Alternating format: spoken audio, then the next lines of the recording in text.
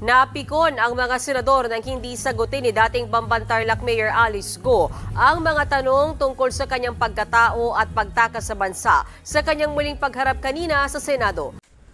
Welcome back sa aking YouTube channel. Para sa mga first time lang po nanonood, please click mo na yan dyan yung TV Manila. Anyway guys, wala nang bayad o libre lang, tulong mo na lang din sa kapwa mo. Alright, thank you very much po. So ang topic natin ngayon for today's video, mga senador, nag-init ang ulo dahil kay Alice Go. Yan guys, yun ang mainit na balita.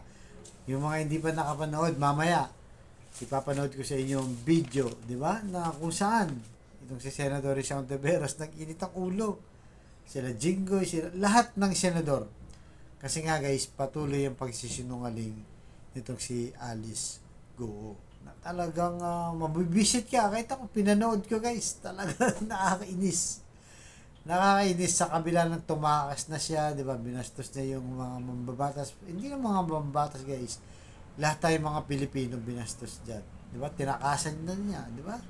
Tumakas siya at mga tanong, di ba? Kung saan, kung anong, bakit nakatakas siya, sino nagpatakas sa kanya, talagang tikom ang bibig. Hindi mapiga-piga guys. Kaya ginawa ng mga senador, kinontempt na rin. Di ba? Alam mo, yung itong si Alice Go, at sinasabi niya kasi may death threat siya guys, na siguradong sindikato yan yung nagde-death threat sa kanya kasi marami nang alam yan, siguro lalo na sa Pogo, di ba, mga big boss niyan.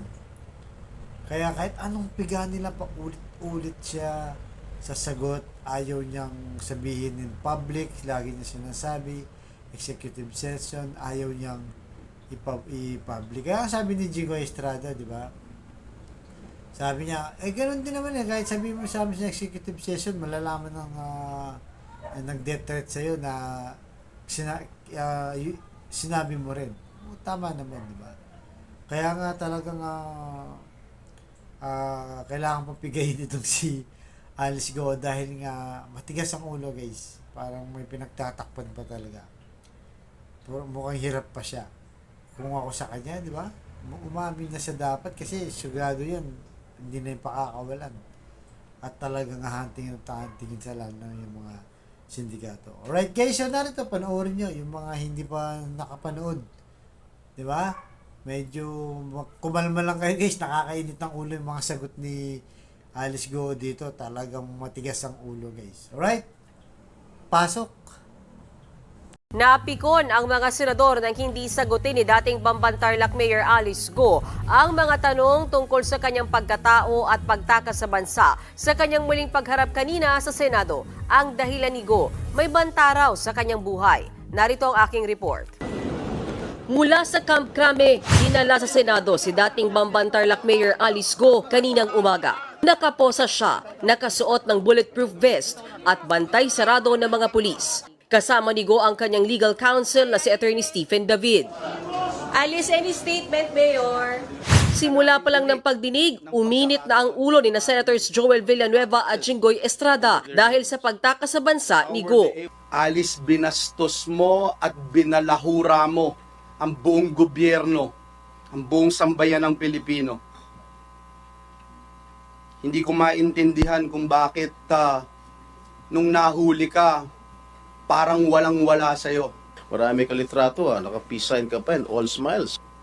Alam na namin lahat through the hearings conducted by this committee na hindi ka Pilipino. Hindi totoong lumaki ka sa farm, hindi totoo si Teacher Rubilin, hindi rin totoo na simpleng mamamayan ka lang. Puro kasinungalingan ang istorya na isinuwalat mo dito sa Senado.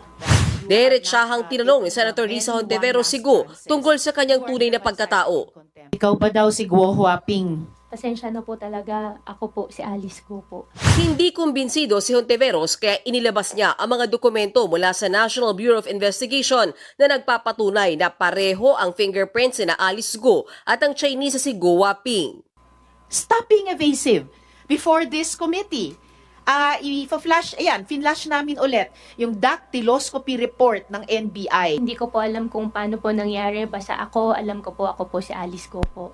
At pasensya na rin po kung hindi po kayo naniniwala. Natanong din ang dating alkalde kung sino ang tumulong sa kanya para makatakas. Pero iniwasan itong sagutin ni Go. May banta raw kasi sa kanyang buhay. Gusto ko rin pong sabihin po sa inyo lahat at sa mga magiging questions nyo rin po sa akin mamaya, may consideration lang din po ako sa safety ko rin po. Sino ang nagbabanta sa'yo? Hindi ko kasi masabi po in public No, kasi nga po ito. may safety problem nga po ako. Alay namin kung binobola mo kami rito. Sasagutin mo kaming ganyan, pagkatapos mo kaming bastusin, pagkatapos mo kaming takasan, sasabihin mo may death threat ka, tapos di mo masabi kung saan galing yung death threat mo. Hindi mo masabi kung dito sa Pilipinas o sa abroad. Ang Senate hearing po natatapos pero natatakot po kasi ako sa magiging buhay Paano ko. ka tinatakot nung kausap mo sa telepono? How Sen, are you threatened? Hindi ko po muna i-discuss po sa public po. No. Opo. The Pasensya na po public talaga ought sa to inyo. know. Nabanggit ni Go na sumakay siya sa yate mula Maynila kasama ang unang inakalang kapatid niya na si Sheila at si Wesley Go. Fact or myth? Myth yan. Ang pangingilo ay senyalis ng pagnipis ng strong protective layer ng ngipin at hindi na ito may babalik muli. Kapag ito'y pinabayaan, patuloy na makakadama ng ngilo, kaya mag-Sensodyne ka. It really works. Matapos niyan, lumipat daw sila sa isang malaking barko at sumakay naman sa isang bangka papunta sa Malaysia. Ang tanong ng mga senador, sino ang may-ari ng yate? Pasensya na po talaga pero natatakot po talaga ako. Mas simple, isulat sinong may-ari at facilitator sa yate at sabihin mo sa amin saan ka sumakay. Gustong-gusto ko po talaga i-discuss. Dito na napikon ang mga senador. Takot po ako Gusto mo i-discuss pala di sabihin po mo sa public. amin. Nakakapikong ka na, ha? Nakakagigil ka na. Nasa custody kayo ng PNP. Paano kayo papatayin doon? Imposible. Sinulat din naman kalaunan ni Go sa papel kung sino ang tumulong sa kanila. Isa raw itong dayuhan. Napag-alaman ni Senator Jinggoy Estrada na isa itong Chinese na nasa Taiwan na ngayon at 5 passport umano ang hawak nito. Itinakas ka nitong tao na ito? Hindi, ang nangyari po dyan, Desisyon mo ba na umalis o ang taong ito ang nagdesisyong umalis ka?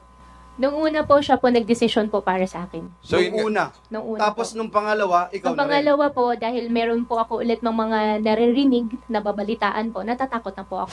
Binantaan din daw siya ng taong ito. Aminado naman siguro na nakaramdam siya noon ng takot. Ako pwede lang matras, atras na rin ako nun. Nakakatakot talaga. Bakit ka aatrasana? Parang nakakatakot po talaga. Ano yung inaatrasan mo? Sana. Na gusto ko na pong umuwi, gusto ko na bumalik. So, ba't hindi mo ginawa? Yung nga po nagkamali din po ako talaga dun. Pero giit niya walang Pilipino o taga-gobyerno ng Pilipinas ang tumulong sa kanila para makatakas. Bagay na hindi pinaniwalaan ni Senator Hontiveros. Hindi ako naniniwala na walang Pilipinong tumulong para makalabas kayo sa Pilipinas. Hindi ako naniniwala na walang opisyales ng gobyerno na tumulong sa inyo. Kumbinsido naman ang mga senador na hindi pa rin nagsasabi ng totoo si Alice Go. Kaya sa kalagitnaan ng pagdinig, isinight siya in contempt. Ito na ang ikalawang beses na pinakontempt ng Senate Committee on Women and Children si Go. Pero mananatili ang kanyang kustodiya sa PNP hanggat hindi siya nakakapagpiyansa sa Tarlac RTC na nag-issue rin ng warrant of arrest laban sa kanya.